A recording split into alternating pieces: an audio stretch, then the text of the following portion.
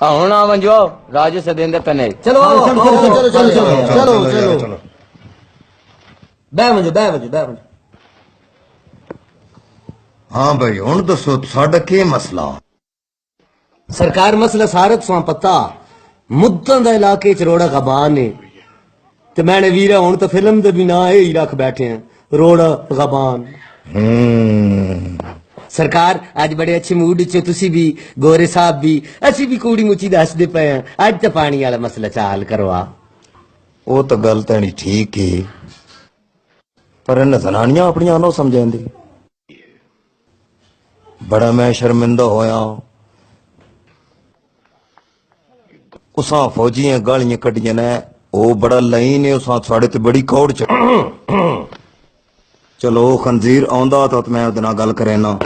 ओ खंजीर आंदा ता दे अच्छा पानी भरा चलेगा अच्छा कौन है तो साडे चो खंजीर भाई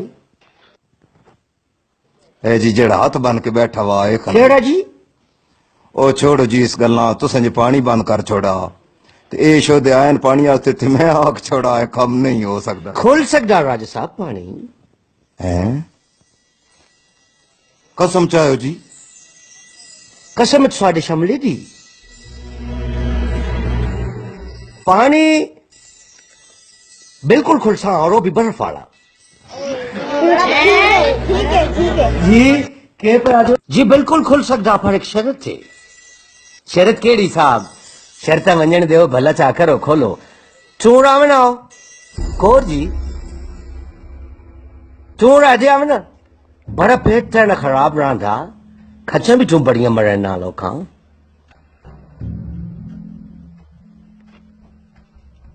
इथू वो आना जी सड़नियां भी नसाइयां चुप हो यार मैं ता सुजान कटा बड़ियां खच्चा तुट मारियां मैं जद खेद पेस ये सौखा काम तुझ समझला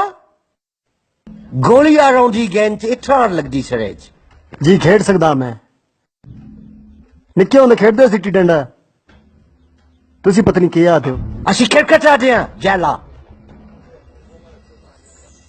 तू खेड सकदा बैट गेंद चाहे प्यो भी ना पिया जिंदगी च कदी साहब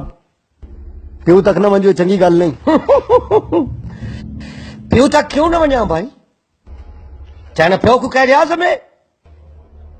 अच्छा तू खेड सकदा तुझे आख्या सौखा काम में चल